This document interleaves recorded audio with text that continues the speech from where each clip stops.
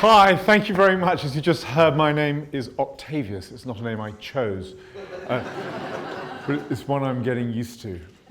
Bizarrely enough, it's not actually a name my parents chose either. I was originally called Orlando, and at the age of 5, my mum said to my dad, "What should we do today?" And my dad said, "I know, let's change the kid's name." And my mother had painfully sewn in all these name tapes as I was about to go to school with the letter O and Black, which is my surname. So she said to my father, "You can have any name as you like as long as it begins with the letter O." So he said, "Okay, you can have Octavius or Oedipus."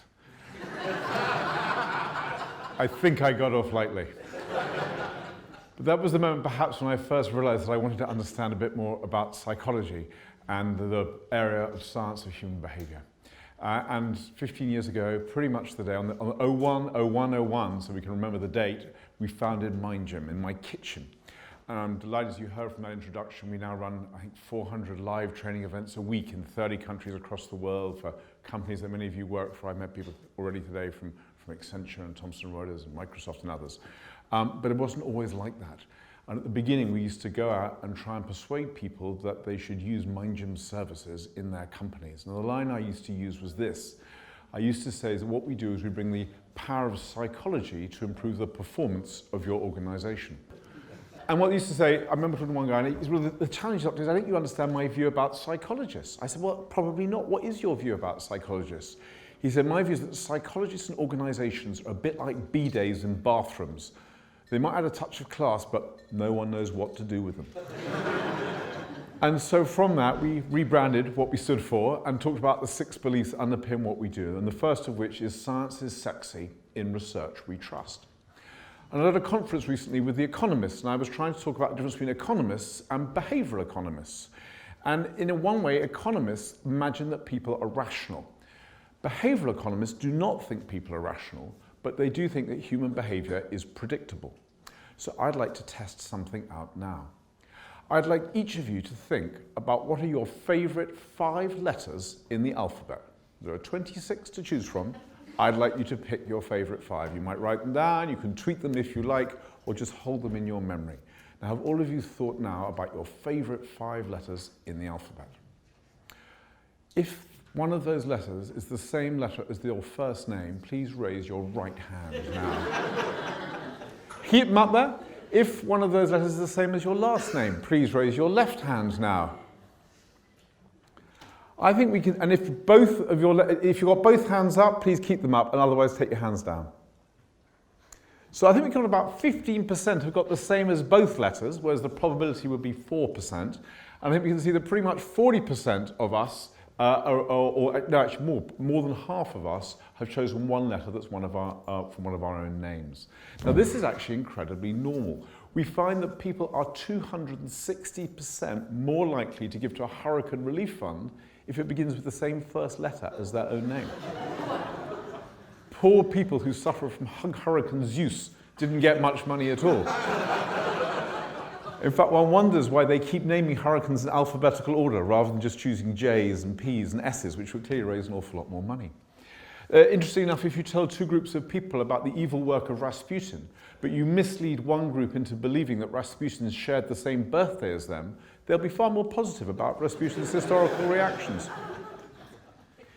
There's an interesting study, a group of psychologists sent out unsolicited emails to a large selection of strangers, asking them 2 questions. What's the name of the mascot of your local town? And could you tell us the date when the mascot was created?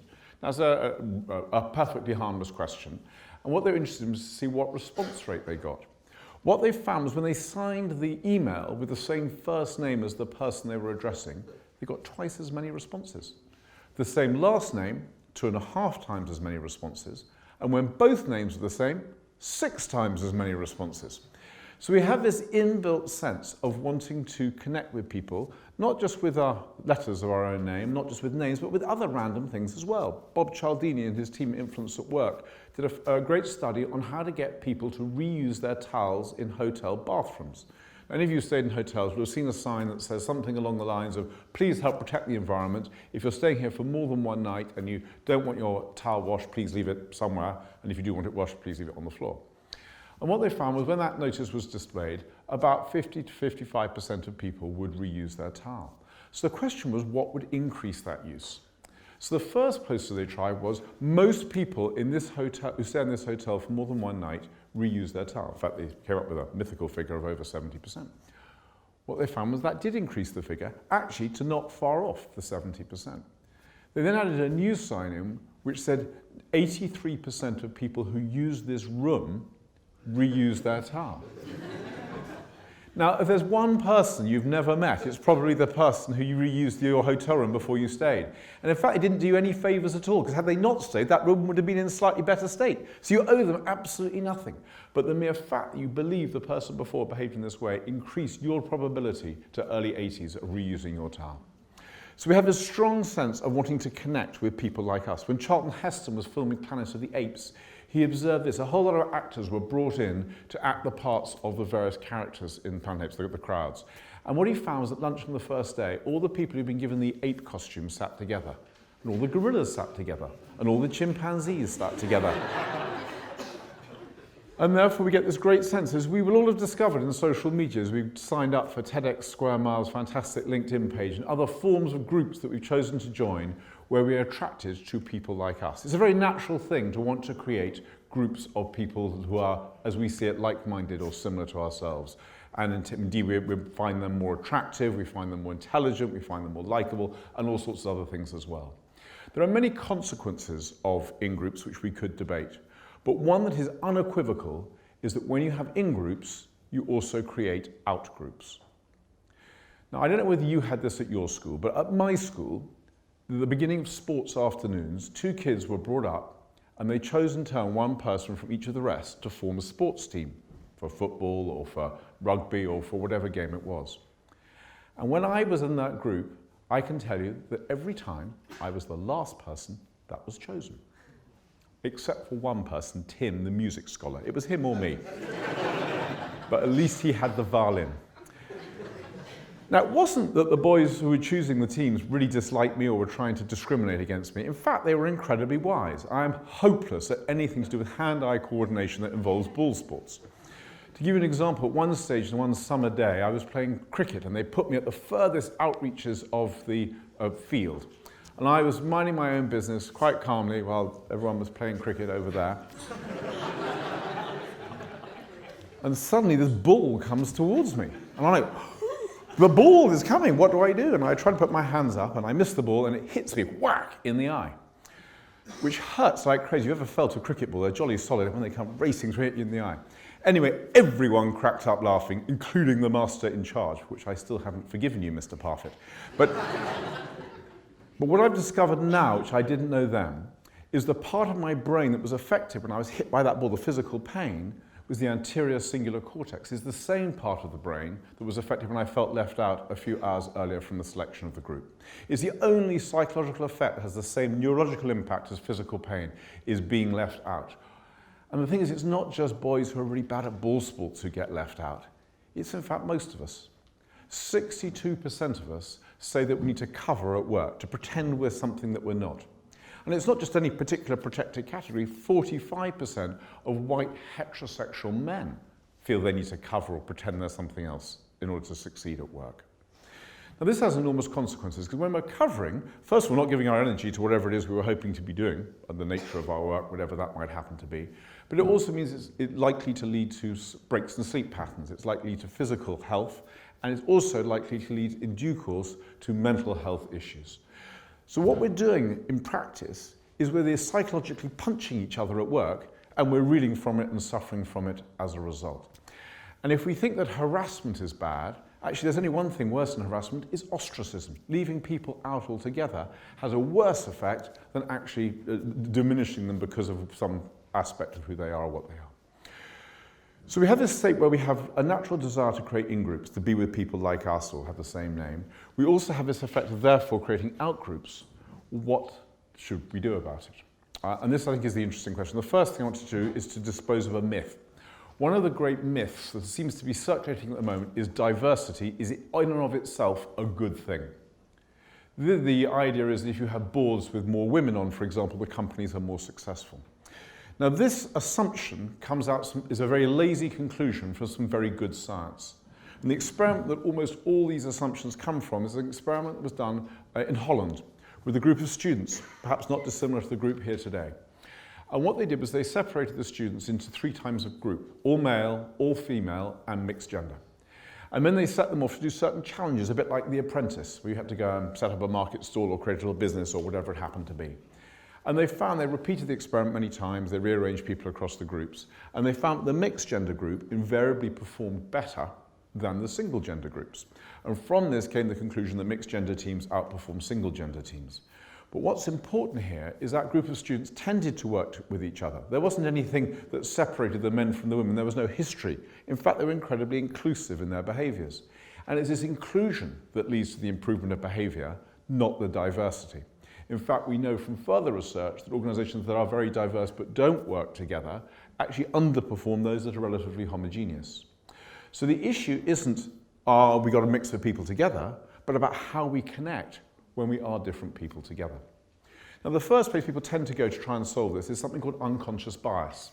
The idea is that in our minds, we are automatically making assumptions and rejecting and accepting certain people because of characteristics they display. Now, this is absolutely true. The problem is it's very, very hard to change. A group of psychologists tried 24 different techniques to alter unconscious bias. 4 of them had a statistically significant impact, 2 of which were deliberately cheating the test. We find that unconscious bias is not the route by which we get. It's very interesting, but we're not going to change anything. So the question is, what will?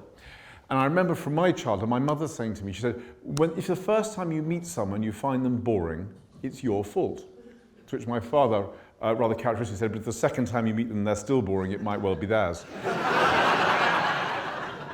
In fact, it tells you an awful lot about my parents. So, we wrote a book called The Mind Gym, Wake Your Mind Up, and it got to number 2 on the Amazon behind Harry Potter. And I gave my mother a copy. I said, here's a copy of this book. The first chapter's on optimism. My father went, well, that's 40 years too late. And so what I think we think about when we find someone different is how we can find that difference interesting. So rather than resiling or rejecting or fighting people who are different, it's finding a way of being engaged or curious about it. Maybe you're not interested in fishing and this person's a supreme angler. Well, what can you learn about fishing? What's the difference between deep sea fishing and river fishing and trout and salmon and all the rest of it? There must be something useful to learn, and if there isn't, then we're lacking the curiosity to discover it. Now, what we all have is something called trigger differences, things that particularly wind us up. You might be a limp handshake, or someone who's very introverted, or someone who brags a lot. For me, it's people who talk in cliches. I find that incredibly frustrating. Can't you think for yourself? Why are you borrowing somebody else's words? And the worst thing is, some people say about giving people the 2 fingers or the finger. For me, it's the 4 fingers. It's the, fingers in the air. Isn't that exciting? I am worried. Why do you need to do that? But of course, actually, this is just a silly little tick of mine. There's nothing necessarily good or bad about it. I have a colleague who does use, explains herself using phrases that are familiar, I think would be the delicate way of saying it. And actually, she's brilliant.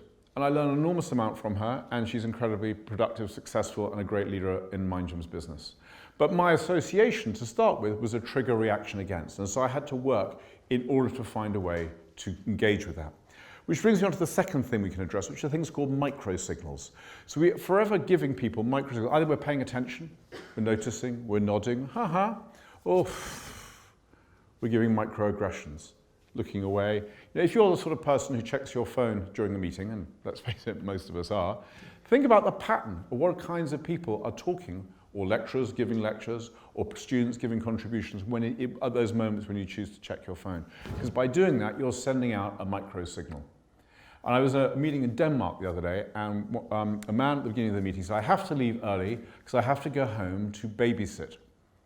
That's a really interesting statement. First of all, would a woman have said at the beginning of the meeting, very forcefully, I have to go home to look after my child? They might have thought, well, actually, I want to do it quite quietly, or I don't want to perhaps admit that I'm multitasking, but the man felt that this was an appropriate thing to say.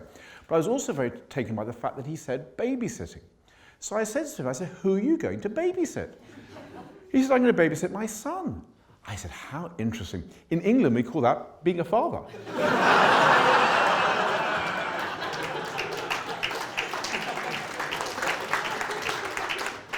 Luckily, he responded similarly to you, and he smiled and got the point. And after he left, several of the women said to me, "Thank you very much for saying that," because we were feeling quite uncomfortable. Which brings me on to the third thing, which is about pivoting, about when you notice something that's happening that's excluding people and how you respond to it. And so I give you the example of a graduate who's just joined a firm of bankers, and he comes from Latin America, and he's been told by his mother, he's called Jose, that he should dress very smartly. And this is the first graduate drinks, and he's the senior SVPs of the banker there, and the MDs and the EVPs, and goodness knows who else. Anyway, he's at this gathering, and he sees one of the EVPs talking to some of the graduates, and he walks up to him. And the EVP looks at him and says, "Oh, yes, please, could we have a glass of wine?" And of course, at that moment, it takes a second for Jose to realize the EVP has mistaken him for a waiter, and another second to realize that his peers are doing absolutely nothing about it. Now, the question is, what would you do in that situation? The challenge is, how do we respond so we don't make the EVP feel like really embarrassed, but we also don't leave poor Jose walking off by himself in his tie and suit and everyone else is in their chinos and denim, feeling even more excluded and even more left out and having that anterior singular cortex bashed around. And so we might, for example, say, you haven't met Jose. He was part of the team that did the balance sheet project on the graduate training and helped us win that particular teamwork. Let me introduce you to the SVP. Make some kind of connection about saying who he is, and then add, I'll go and get some wine. What a great idea, and take responsibility. That way we pivot, we address the situation, and we help bring people who are different, who might feel rejected, together. So I guess we're coming to the conclusion of our time together now. But when you go out to have a coffee break or lunch, or people you go and see at later stages, you probably come with somebody you know, or you'll recognize somebody you know, or maybe you even see someone who looks a bit like you, or has the same name as you, or the same first letter of their first name. What I'm going to encourage you to do now is to go out and look for people who are different. Don't look for the other apes or the other gorillas, but look for the goldfish, or the ants, or the eagles, and find and cherish those differences that we see in each other. Because the thing to remember is that I'm not different from you, I am different like you. I hope you've enjoyed this session. If you do, please come and get connected on Twitter and other lovely social media, and we'll embrace our difference. And if you didn't, let's just keep it as our little secret. Thank you very much.